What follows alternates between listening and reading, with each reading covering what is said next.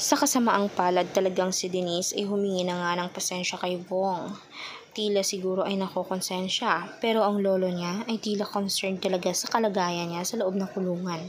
Maging si Idol Raffy Tulfo ay hindi masikmura ang mga bawat salitang pinapaantig ng lolo niya para lamang ma-free o malaya itong si Denise Cornejo.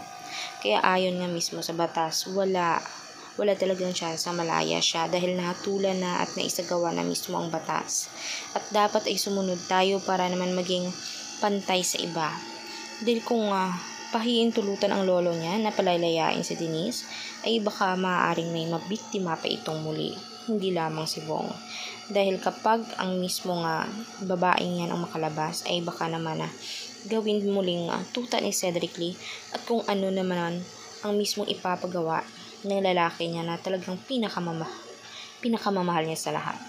Ang lolo ni Denise ay talagang concerned naman sa kalagayan ni Denise, pero mali talaga ang kanyang way.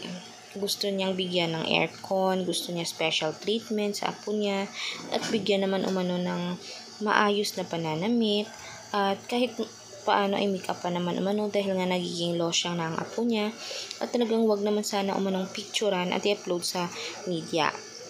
Pero ika nga ng mga kapulisan ay ganun talaga. Dapat umano talaga ay i-upload at i-update ang mga tao na ganun ang nangyayari sa loob. Dahil marami talaga ang hindi may iwasang nagdududa kung ano na nga ba ang nangyari sa dalawang ito. Kaya for more videos updates,